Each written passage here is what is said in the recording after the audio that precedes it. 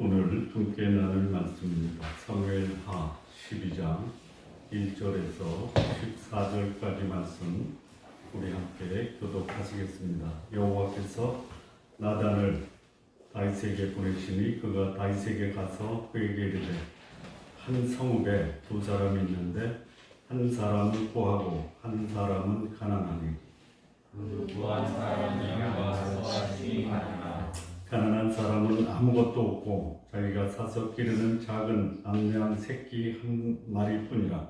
그 암양 새끼는 그와 그의 자식과 함께 자라며 그가 먹는 것을 먹으며 그의 잔으로 마시며 그의 품에 누움으로 그에게는 딸처럼 되었구나. 어떤 행인이 그의 자녀에 자기의 용인을 위하여 자기의 영광과 속을 아껴주지 아니하고 가난한 사람의 양 새끼를 빼앗아가 자기에게 온 사람을 위하여 전하였나니. 다윗이 그 사람으로 말미암아 노하여 나단에게 이르되 여호와의 살아계심을 두고 맹세하노니 이 일을 행한 그 사람은 마땅히 죽을 자라. 그가 불쌍히 여기지 아니하고 이런 일을 하였으니 그 양새끼를 위하여 갚아주어야 하리라 하니라. 나단이 다윗에게 이르되 당신이 그 사람이라. 이스라엘의 하나님 여호와께서 이와 같이 이르시기를 내가 너를 이스라엘 왕으로 기름 붓기 위하여 너를 사울의 손에서 구원하고 내 주인의 죄를 지고 내 주인의 아들을 힘내고 이스라엘과 유다 족속을 내게 맡겼느니라. 만일 그것이 부족할 것 같으면 내가 네게 이것으로 더 주리라. 그런데 어찌하여 네가 여호와의 말씀을 업신여기고 나 보기에 악을 행하였느냐. 네가 칼로 햇사람 우리아를 치되 암몬 자손의 칼로 죽이고 그의 아내를 빼앗아 내 아내로 삼았도다. 이제 내가 나를 업신여기고 햇사람 우리아의 아내를 빼앗아 내 아내로 삼았은지 칼이 내 손을 얻도록 떠나지 아니하리라 하셨고. 여호와께서 또 이와 같이 이르시기를 보라 내가 너와 내 집에 재앙을 일으키고 내가 내 눈앞에서 내 아내를 빼앗아 내 이웃들에게 주리니 그 사람들이 내 아내들과 더불어 백주에 동침하리라. 너는 우리 하였으나 나는 온 이스라엘 앞에서 백주의 일을 하리라 하셨나이다. 다윗이 나단에게 이르되 내가 여호와께 죄를 범하였노라 하며 나단이 다윗에게 말하되 여호와께서도 당신의 죄를 사하셨으니 당신이 죽지 아니하려니와 이 일로 말미암아 여호와의 수가 그의 눈과 거리를 얻게 당신이 말하리라 반드시 죽으리라 하고. 아멘. 기도하시겠습니다. 하나님 아버지, 우리 인간의 마음속에 끊이지 않는 이 욕망 또 탐욕 또 이 죄악을 하나님께서 우리로 보게 하시고 주 앞에 회개하며 정결케 하는 삶 살아갈 수 있도록 오늘 말씀 속에서 우리에게 역사하여 주옵소서. 예수님의 이름으로 기도합니다. 아멘. 사람이 죄를 지을 때 그 의식 속에 두 가지 의식이 무의식적으로 활동을 하게 된다라고 합니다. 첫째는 나의 범죄하는 그 순간 하나님이 나를 보고 있지 않다라는 의식입니다. 아무도 나의 행동을 모른다라는 의식이 죄를 지을 때 사람들이 가지고 있는 생각이다라는 것입니다. 둘째는 내가 하는 일은 언제나 옳다. 남들은 내 행동이 잘못됐다라고 알고 있는데 나는 괜찮다라고 하는 자신에 대한 절대 의식입니다. 이 다윗의 범죄, 이 순간에 다윗의 의식 속에 있었던 이 두 가지 의식이 모든 사람이 가지고 있는 의식, 두 가지 의식에 사로잡혔다라는 것입니다. 첫째는 뭐냐? 하나님이 나를 보고 계시지 않다라는 것입니다. 여러분의 행동을 누군가 하나도 남김없이 다 지켜보고 있다. 어떠시겠어요? 아니 그런 게 없으니까 그나마 숨쉬고 살지. 24시간 나를 감시 카메라로 지켜보고 있다. 어떠시겠어요? 이렇게 거룩하고 경건하게 살 수 있죠. 예? 예.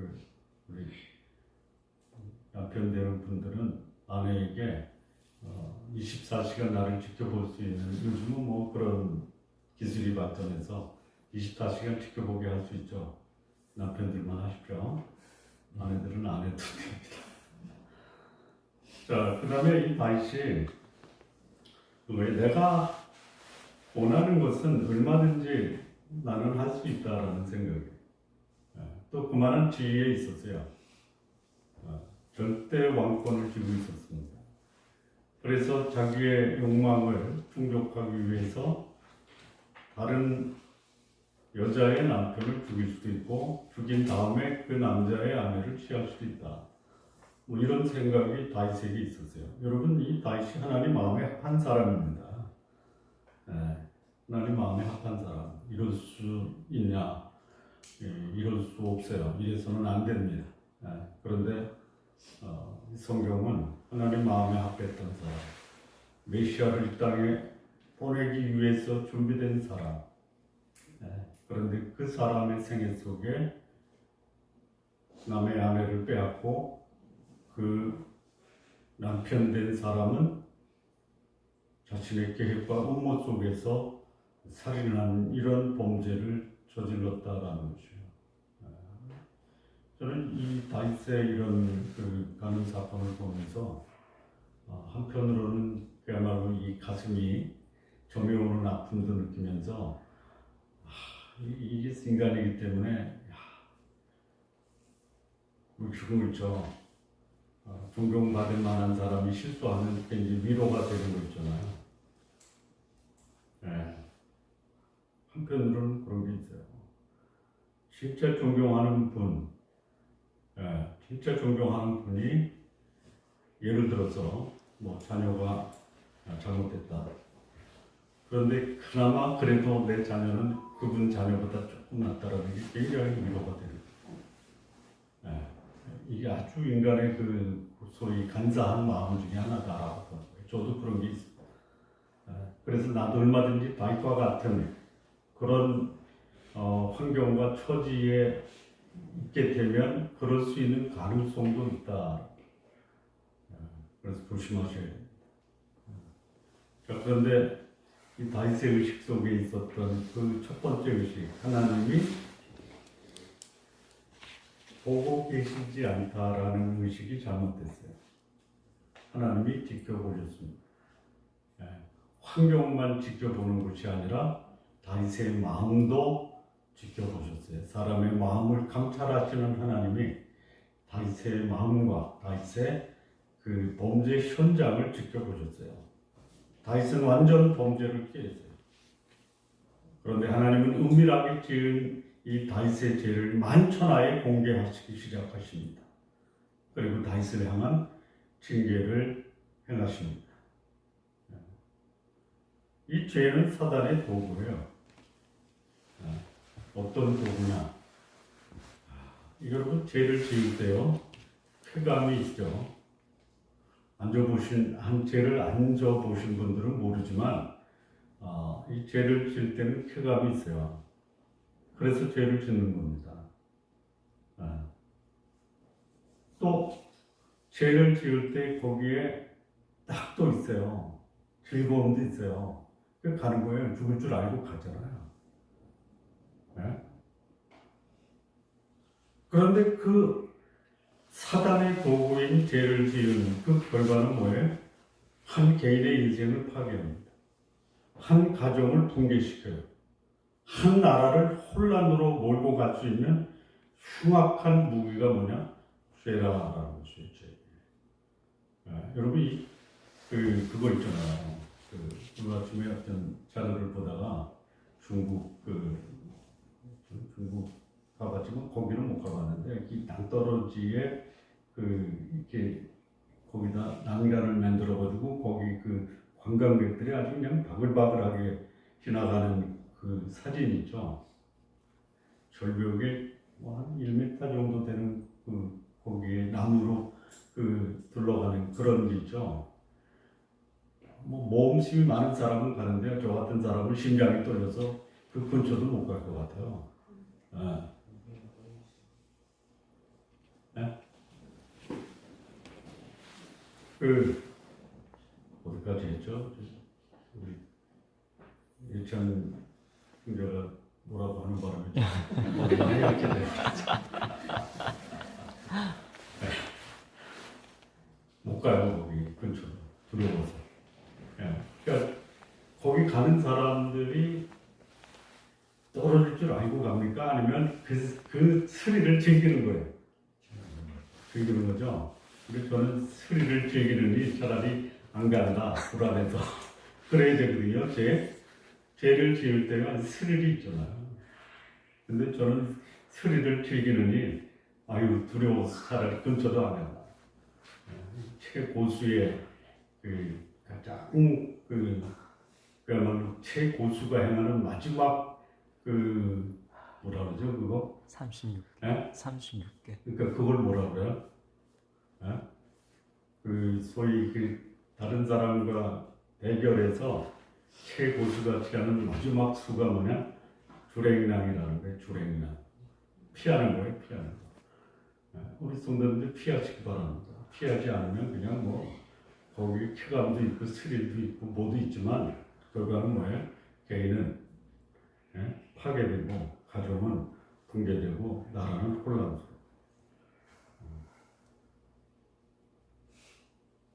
하나님께서 다윗의 범죄를 추적하십니다. 그리고 공개적으로 망신도 주세요. 그럴 만한 충분한 징계를 하십니다. 그런데 진짜 은혜가 되는 것은 뭐냐면 하나님이 다윗이 회개하게 하시고 회개한 다윗을 회복시킨다는 거예요. 그러니까 다윗의 인생에서 배울 수 있는 중요한 교훈 이게 뭐냐? 첫째는 누구나 잘못할 수 있다. 누구나 잘못할 수 있다. 그리고 잘못한 것이 문제이지만 잘못한 것보다 더 큰 문제는 회복되지 못하고 주저하는 것이다.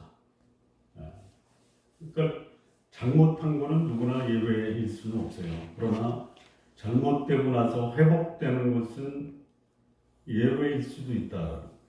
그러니까 잘못을 자원해서 하지는 마시되 어쩔 수 없이 실수로 또는 내 욕망의 노예가 돼서 잘못을 했을 때 잘못한 것을 회개하고 회복되는 우리 성도님들 되시기 바랍니다.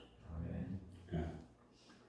자, 그런데요, 여기서 또 하나, 제일 중요한 교훈 하나가 뭐냐면, 회개하고 용서받았으면 잘못된 과거의 잘못은 더 이상 책임을 묻지 않고 덮어줍니까? 여쭤보는 거예요. 아닙니까? 어떻게 아세요? 뭐 나만 경험했냐? 너도 경험했지? 이렇게 지금 저한테 이건 좀 주시는 거죠. 경험적으로 알죠. 그게 뭐예요? 뿌리면 거둔다라는 것이에요.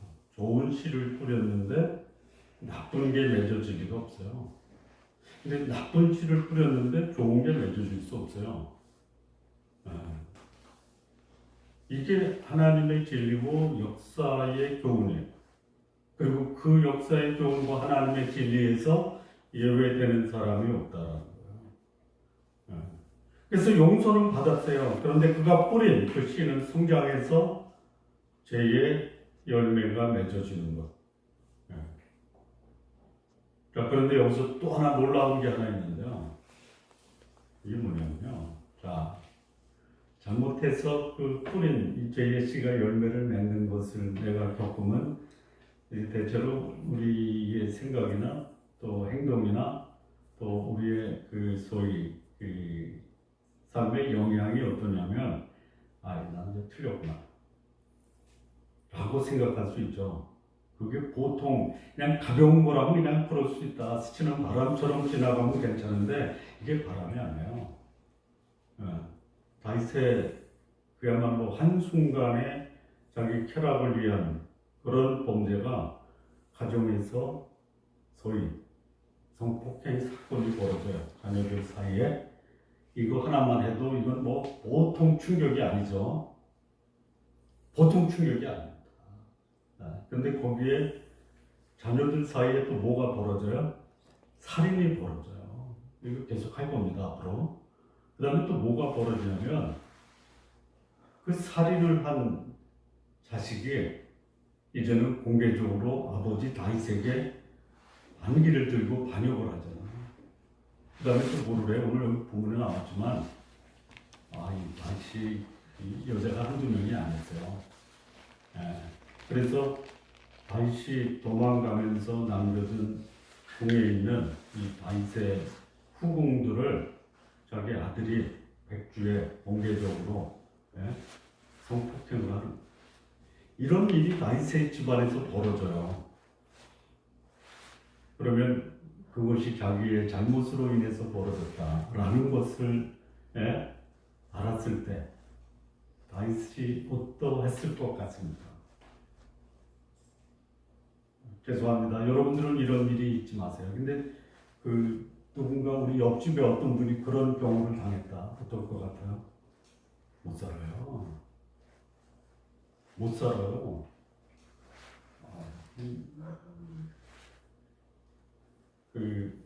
저희 가정의 막내가 그야말로 불의의 사고로 세상을 떠났어요. 몇 년 됐냐? 40년 전이에요. 그런데요, 우리 어머니가 잘못한 거 하나도 없어요.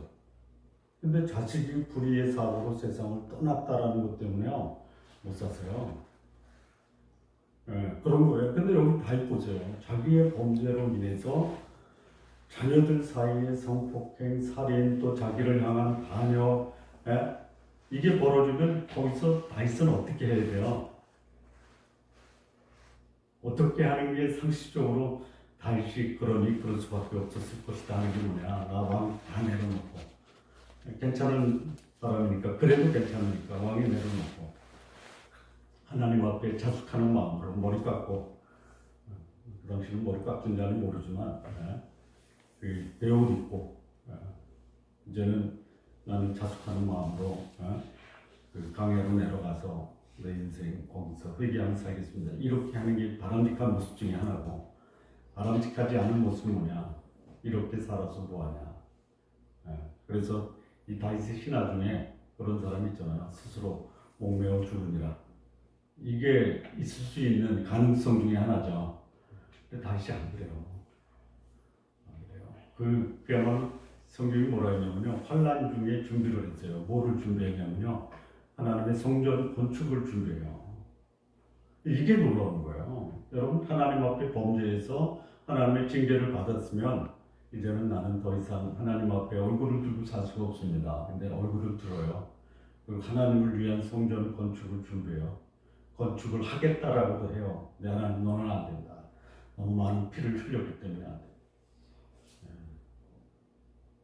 그러니까 회개하고 용서받은 자가 그 죄의 열매를 받아들이면서 그리고 여전히 인내하면서 자신에게 주어진 삶을 살아갔다라는 게 이게 놀라운 거예요. 이게.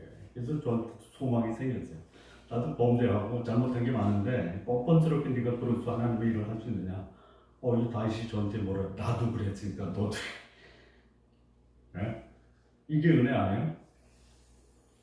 전혀 은혜를 받지 못하는 모습으로 그냥 저를 뚫어주고 감동받은 모습을 좀 죄송합니다. 이 설교자가 듣는 분에게 감동 받으라고 강의하는 게 없어요.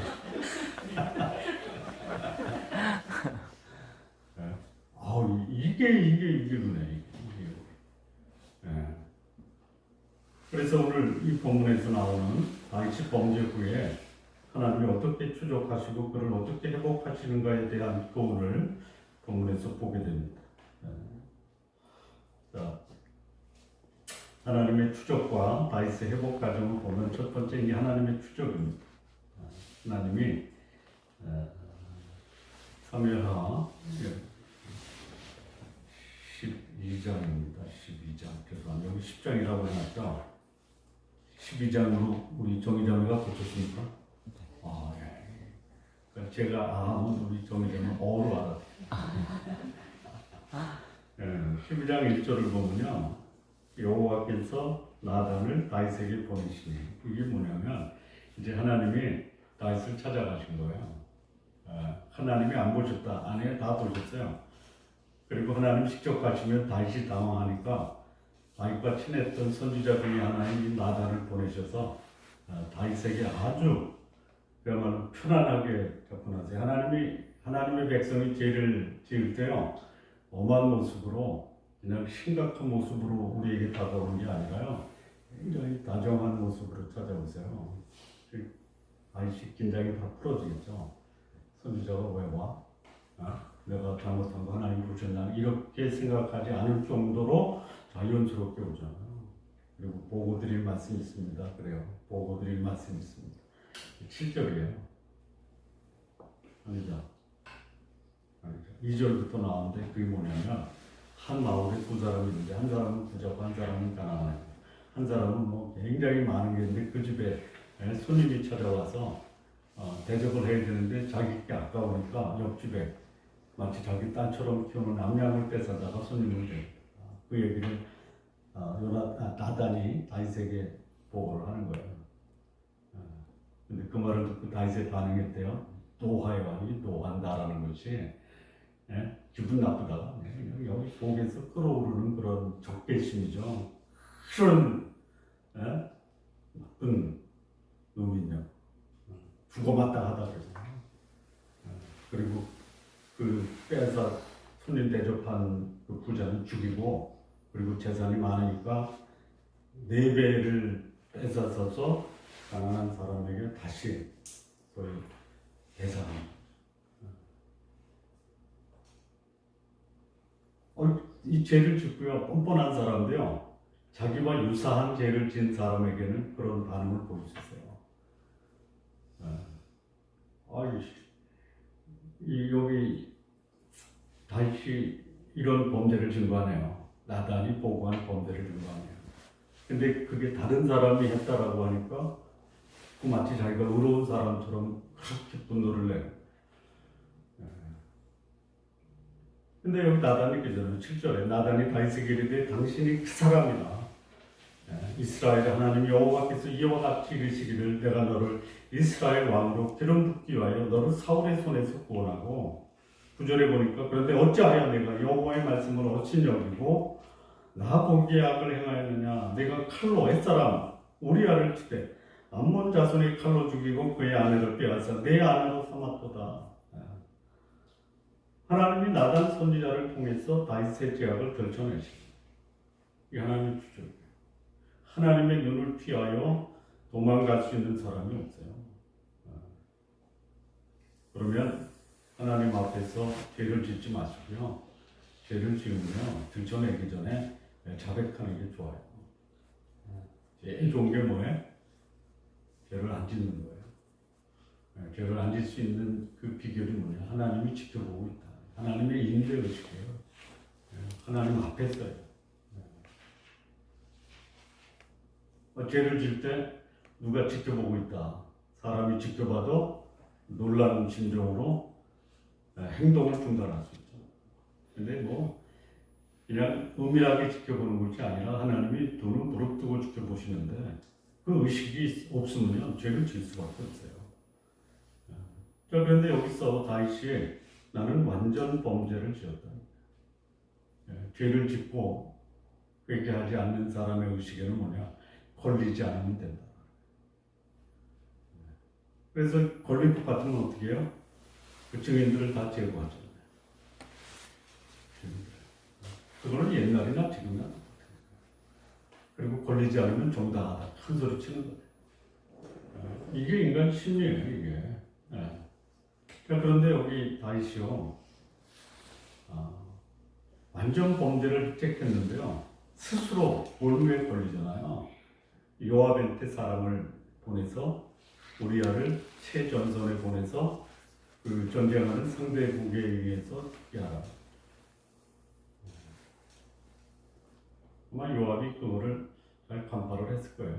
다시 우리아를 죽이지 않으면 안 되는 그런 절박한 상황이 있었구나. 뭔가 봤더니 이게 불륜하네요.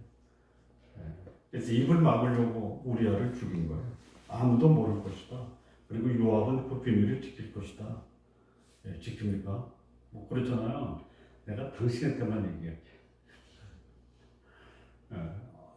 근데 열 사람한테 난 당신한테만 얘기해.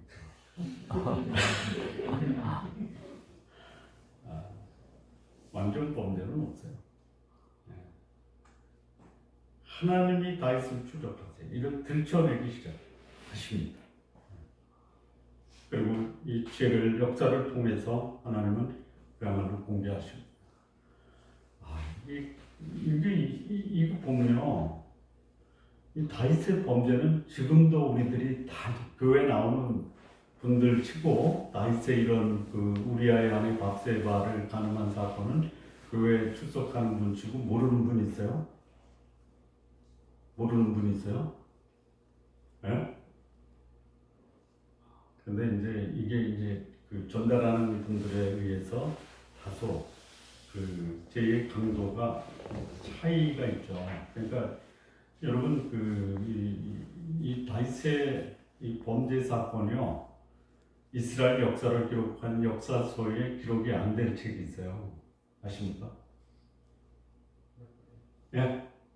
누가 그 역이라고 했는데 누가 그랬어요? 예, 역대 상에는요 다윗의 범죄 기록이 없어요. 역대 하에도 물론 없고요. 예, 그러니까 다윗의 장점만 부각시킨 거예요. 근데 여기 사무엘 하에는요 은폐하지 않아요. 다 드러나요. 이 성경이 위대한 게 뭐예요? 어떤 성경적 영웅에 대해서도 결코 아부하지 않는다.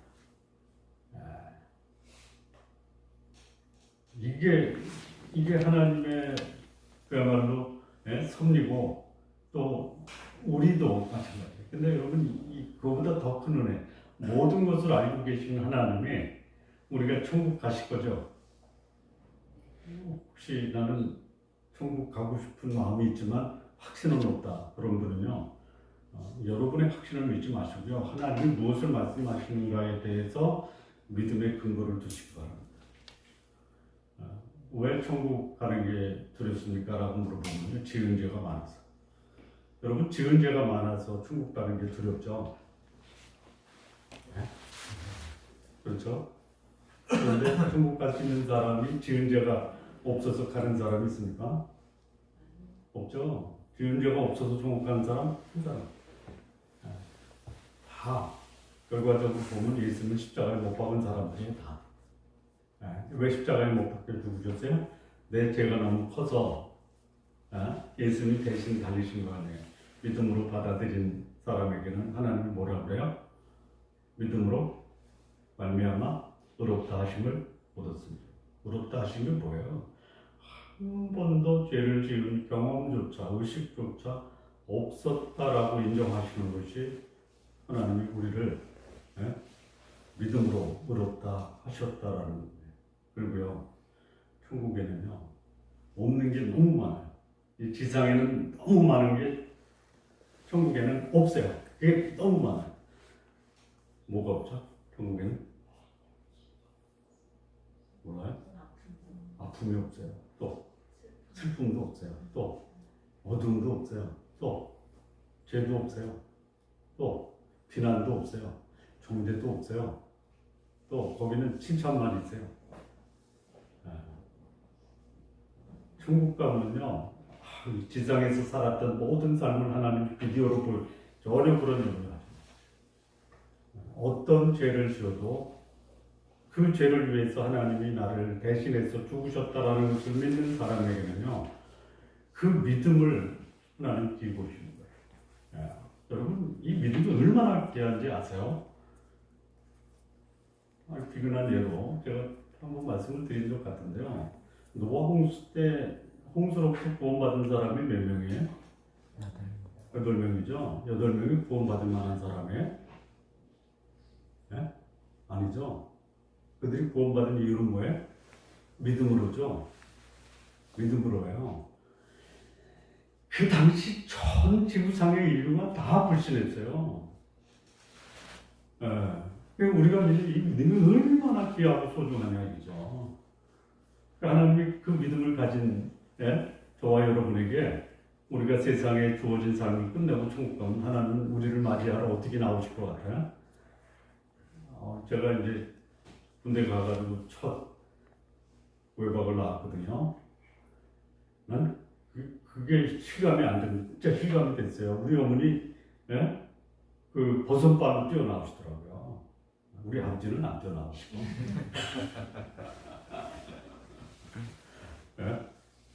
하나님이 우리가 이 세상의 삶을 마감하고 천국 갈 때 하나님이 어떻게 나오실 것 같아요? 왼발로. 그렇죠.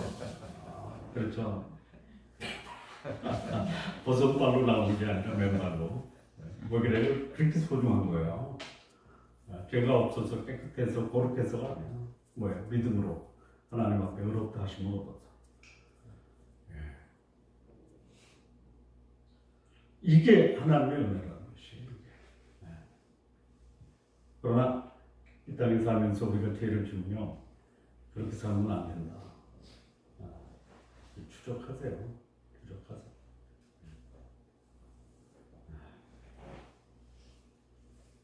참 우리들의 모습이 하나님 앞에서 이럴 수밖에 없다라는 것 앞에 우리는 더 변화하고 낮아지고 그리고 철저히 하나님 앞에서 거룩한 삶을 살아야 되겠다라는 이 다짐을 우리가 해야 된다. 하나님 추적 앞에서 피할 사람이 없어. 그렇잖아요. 세상 끝에 가서 피할지라도 내가 너를 끝까지 추적한다라고 말씀하시는 거예요. 죄 짓고 살지 마십시오. 하나님의 추적이 두려우면요, 죄 짓고 살지 마십시오. 그리고 그 죄의 열매가 고통스러운 열매라면 잠시 고통스럽더라도 아름다운 열매를 맺으면서 인내하셔야 돼요. 여러분, 그 죄를 안 짓고 사는 게 고통스럽죠? 그런가요? 죄를 안 짓고 사는 게 고통스러운가요? 아니요? 자, 그런데요, 고통스럽게 거룩하게 살면 그 결과는 뭐예요? 감당할 수 없는 은혜와 축복이 기다리고 있다. 그런데 거룩게 사는 게 너무 고통스러워서 즐거운 죄를 져요. 여러분, 죄 질 때 고통스럽게 죄를 짓습니까? 아니면 즐겁게 죄를 짓습니까? 그래서 즐겁게 죄를 지면 그 결과는 뭐예요? 평생의 고통스러운 열매를 맺어가는 거예요. 그래서 조금 거룩게 사는 게 조금 불편하고 고통스럽더라도요, 거룩하게 사는 삶의 열매가 영원한 축복과 은혜와 평강이 된다면 조금 잠시의 고난을 받아들이고 더 큰 기쁨과 하나님의 은혜와 평강의 복을 누리시기 바랍니다. 자, 이 두 번째 이 다윗의 회복 과정을 보면 필연적으로 회복 과정에 반드시 있어야 될 게 뭐냐? 자백입니다. 자백. 13절 보면요. 다윗이 나단에게 이르되 내가 여호와께 범죄하였노라. 자, 구원받은 하나님의 백성이라는 이유로 죄의 유혹에서 자유할 수는 없어요. 오히려 이 어둠의 세력, 악한 영들은요, 하나님 없는 자기 수하들에게 대해서는 별로 관심을 안 돼요. 왜? 관심을 안 돼도 따라오니까. 즐겁게 죄를 지으니까. 그런데 하나님의 백성들은요, 이 사단이 집요하게 공격하는 거예요. 오는 사자처럼 공격을 해요. 근데 오는 사자처럼 공격하는 어둠의 세력이 하나님의 백성을 어쩌할 수 없어요. 이 철로역정에 보면 이 오는 사자처럼 기다리잖아요. 줄 서서 뒷걸음치 도망가는 사람이 있지만 그 사자 앞에 가니까 사자가 어리렁만 거리지 피해를 줄 수가 없어요. 묵대있기 때문에. 근데 그 위협적인 사단의 위협 앞에서 많은 신앙인들이 두려워 떨고 이 사단의 공포 앞에 무릎을 꿇는 경우가 있더라고요. 있어요. 이 다윗도 그렇게 무릎을 꿇은 거예요. 그럼 이후에 어떻게 할 것이냐? 죄를 짓고 은폐하지 말고, 은폐한다고 감춰지는 게 아니에요. 하나님이 추적해서 공개적으로 드러나기 전에 잘못했습니다라고 자백하는 거예요. 여기 이제 하나님이 나단을 통해서 추적을 하고 그거를 지적하니까 거기서 이것도 그래도 괜찮아요. 지적받고도 합리화시키고 변명하고 또 계속 범죄 가운데 있는 사람도 있잖아요.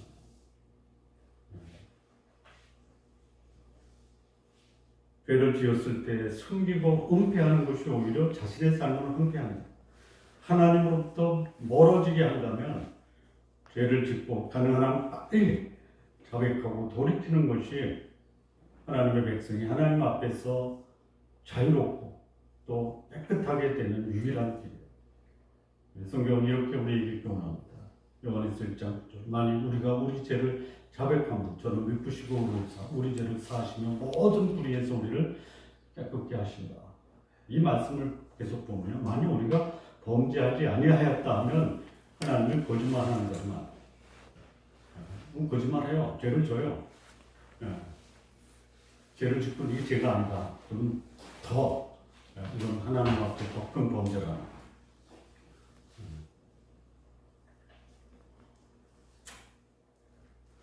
참된 하나님의 사람, 죄가 드러났을 때 이를 인정하고 자신의 죄에 대해서 철저하게 자백하고 또 그 죄를 청산하는 삶을 살아야 돼요. 이 다윗이 자백할 때 그 어떤 자백을 하냐면요. 이 시편 51편은요. 나단 선지자가 자기한테 와서 이 죄를 지적할 때 하나님 앞에 자백하면서 쓴 시가 시편 51편이에요. 여기 시편 51편 3절에서 5절을 보면요. 물은 내가 내 죄가를 아오니 내 죄가 항상 내 앞에 있나이다. 내가 주께만 범죄하여 주의 목전에 악을 행하였사오니 주께서 말씀하실 때 의로우다 하시고 주께서 심판하실 때 순전하시다 하리이다. 내가 죄악 중에서 출생하며 어머니가 죄 중에서 나를 잉태하였다. 이런 고백을 합니다. 여기서 보면 내가 주께만 범죄했다. 하나님께만 범죄한 게 아니라 궁극적으로 사람에게 범죄한 것은 하나님께 범죄했다라는 거고 이 죄의 근원까지 들어가요. 내가 죄인으로 출생해서 어쩔 수 없는 죄의 삶을 살았다. 죄의 뿌리. 참 이게 하나님 마음에 합한 사람. 죄를 안 지어서 하나님 마음에 합한 게 아니라 죄를 짓고 이 죄에 대해서 철저하게 자기를 돌아보고 자백하고 회개하고 청산하는 이 삶이 다윗이 하나님 마음에 합한 자였다라는 것이에요. 뭐 죄를 짓고 어쩔 수 없었다느니 한 번 죄로 오염되고 부패되었으니 회복할 길이 없다라고 하면서 자신의 죄를 방치해서는 안 된다라고. 오히려 죄를 직시하고 자신의 삶을 하나님 앞에서 철저히 죄인된 것을 인정하고 하나님의 자비와 공의를 구하는 이 삶이 하나님 마음에 합한 사람들의 삶의 모습입니다. 우리 성도 여러분, 죄를 극복하시면서 사십시오. 그런데 죄를 지었을 때 할 수 있으면 빨리 자백하시고 이 죄로 인해서 위축되고 불안하고 두려운 마음을 평안과 위로와 안식의 삶으로 회복되는 삶 사시기를 바랍니다. 세 번째, 이제 다윗이 회복한 후에 어떤 열매를 맺었냐. 여러분, 하나님이 우리의 죄를 철저하게 지켜보시고 그것에 대해서 심판하시고 징계하세요. 그런데 자백하고 그 죄를 인정하면 하나님은 용서하시고 용서하십니다. 그런데 용서하시면서도 내가 뿌린 죄의 씨에 대해서는 열매까지 걷게 하십니다. 여기 보시면요. 13절, 14절 보시죠. 다윗이 나단에게 이르되 내가 여호와께 범죄하였나 자백하는 거예요. 하면 나단이 다윗에게 말하되 여호와께서도 당신의 죄를 사하셨으니 당신이 죽지 아니하려니와 이 14절이 이게 죄의 열매를 거두는 거예요. 이 일로 말미암아 여호와의 원수가 크게 비방할 거리를 얻었으니 당신이 낳은 아이가 반드시 죽으리라. 죄를 지으면요, 이 사단이 갖고 우리를 노는 거예요. 너 그렇게 죄를 짓고 그런 살인죄와 간음죄를 짓고 네가 하나님의 백성이야? 그것은요 부러지는 거야. 이런 해방거리를 다윗이 만든 겁니다. 이걸 보면서 이제 이 묵상하면서 제가 마음속에 큰 은혜가 되는 게 하나님의 백성 얼마든지 죄를 지을 수 있어요. 그런데 죄를 짓고 절망하고 포기하고 인생을 끝내는 게 아니라 다시 회복될 수 있는 기회를 주신다. 그게 뭐예요? 자백하면 하나님은 우리의 죄를 깨끗하게 씻어주신다. 또 하나는 뭐냐? 죄를 지으면 용서하시지만 내가 뿌린 죄의 씨는 열매로 거둔다. 그래서 열매를 거두는, 죄의 열매를 거두는 그것으로 인해서 내 삶을 포기하는 것이 아니라 그것을 받아들이고 인내하고 그걸 극복하면서 하나님 앞에서 나에게 주어진 그 삶을 계속 살아야 된다. 많은 신앙인들이 하나님이 주신 은혜에 감격하다가 내 삶이 공고해지면 하나님도 포기하는 것 같아요. 하나님 포기하는 그 삶은 우리 인간이 선택할 수 있는 최악의 선택. 내 삶도 공고한데 내 삶을 주관하시는 하나님마저도 내가 포기하면 나에게 남은 게 뭐? 그러지 말자. 다시요 이런 고백을 합니다. 로마서 4장에 보면 이렇게 얘기해요. 이러한 것이 하나님께 의로 여기심을 받은 사람의 복에 대하여 다윗이 말한 바 불법이 사함을 받고 죄가 가려짐을 받는 사람은 복이 있고 주께서 그 죄를 인정하지 아니할 사람은 복이 있도다 라고 다윗이 고백을 한 거예요. 다윗이 자신이 지은 죄가 얼마나 하나님 앞에서 큰 것인지 그리고 그 죄로 인해서 얼마나 고통스러운지를 알았어요. 그래서 그 죄 사함을 위해서 하나님께 기도한 것이죠. 여러분 인간이 누릴 수 있는 최고의 복이 뭐냐? 평강이에요. 최고의 복이 평강. 내가 원하는 모든 것을 갖고 있어도 마음이 불안하고 두려우면요. 가지고 있는 모든 것은 나의 불안과 두려움의 근원이 될 수 있어요. 아무것도 없어요. 그런데 내 마음에 평강이 있다. 모든 것을 갖고 불안한 사람보다 아무것도 없지만 마음에 평강 있는 사람이 더 부유한 사람이다. 그래서 성도님들은 이렇게 삶을 구하십시오. 필요한 거 다 가지고 있으면서 마음의 평강까지 누릴 수 있는 삶을 사시기 바랍니다. 하나님이 그런 삶을 구하면 안 돼. 둘 중에 하나 선택이야.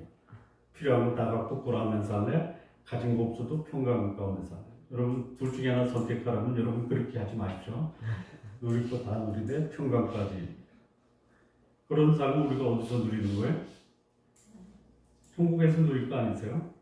네? 여러분 천국에서는 우리가 여기서 목숨 걸고 벌려고 하는 재물을 목숨 걸고 벌려고 하는 게 진짜 뭐 인생을 걸잖아요. 자녀들 교육시키는 이유가 뭐야? 부유하게 그리고 사람들에게 이름을 내고 천국에 가면 이 길거리에 깔려있는 게 뭐예요? 길거리에 깔려있는 게 황금 보석으로 집을 짓고 길은 황금을 깔려있고 그러니까 여기서는 목숨을 거는데요. 천국에서는 그걸 어떻게 해요? 밟고 다녀요.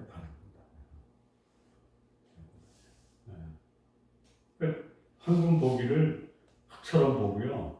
그리고 거기서는 평강은 생각도 안 나고요. 천국에서는 뭐만 하는 거예요? 나를 구원하신 하나님의 위대하심과 영광 앞에 그분을 경배하고 찬양하는 일만 영원히 하는 거예요. 천국은 어떤 곳이냐면요. 이런 곳이에요. 이대로 영원히.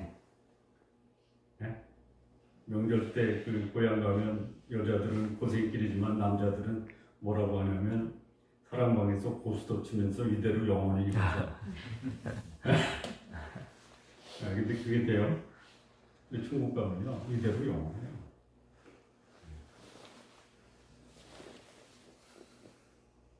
여기 다윗이 이 범죄한 후에 여기 뭐라고 했냐면요. 여호와의 원수인 사단의 소위 비방거리가 됐다. 이게 이제 다윗의 인생에서 그야말로 참담한 이 겨울로 들어가는 거예요. 그래서 이 다윗의 집안에서 벌어진 성범죄, 살인, 부모에 대한 반역, 부하의 반역, 그래서 인생 말년이 그야말로 참담한 아주 혹독한 겨울에 세월을 보내게 되는 겁니다. 그러니까 하나님의 사람의 최고의 덕목이 뭐냐? 용기가 아니에요. 성공도 아니에요. 업적이 아니에요. 하나님 앞에 거룩한 삶을 삶으로 내 마음의 평강을 누리면서 사는 것이 하나님의 백성이 이 땅에 살면서 누릴 수 있는 최고의 덕목이다. 성도 여러분, 능력이 있을 수도 있고 없을 수도 있어요. 성공할 수도 있고 안 할 수도 있어요. 물질이 부족할 수도 있고 넉넉할 수도 있어요. 어떤 경우든 하나님 앞에 거룩한 삶을 살고 내 마음에 하나님이 주시는 평강으로 충만한 삶 사시기 바랍니다. 아멘. 마무리 짓겠습니다. 인생의 겨울 없을 수는 없어요. 그러나 겨울이 와도 참혹한 겨울은 안 보냈으면 좋겠다. 풍요와 권력이 있어도 오히려 그것이 인생의 겨울을 개척할 수 있다면 조금 부족하게 사는 것이 나을 수도 있다라는 것이에요. 세상적 부유와 여유는 없어도 거룩하게 사는 것이 영원한 보상과 평강의 핵심이라면 그것을 마음에 새기고 하나님의 백성으로서의 삶을 사시는 것, 이거 기억하시면서 사시기 바랍니다. 일체는 평생의 꼬리뼈처럼 나의 등 뒤에 달려있다라는 것 잊지 마십시오. 그리고 거룩한 삶으로 나를 보는 사람이 어쩌면 저렇게 마음에 평강이 있을까? 이런 평을 받으시는 삶, 우리 성도님들 사시기 바랍니다. 이 성도님들 근신하고 깨어 우는 사자처럼 덤비는 이 어둠의 세력을 과감하게 대항하시면서 사시는 우리 성도님들 모두 되시기를 진심으로 바랍니다. 기도하시겠습니다. 하나님 아버지 감사합니다. 하나님 마음에 합했던 사람도 우리와 동일한 연약하고 또 제 앞에 굴복할 수밖에 없었던 모습, 우리도 깨어 하나님 앞에 거룩한 삶을 삶으로 주께서 주시는 평강이 우리의 삶에 넘칠 수 있도록 역사하여 주옵소서. 예수님의 이름으로 기도합니다.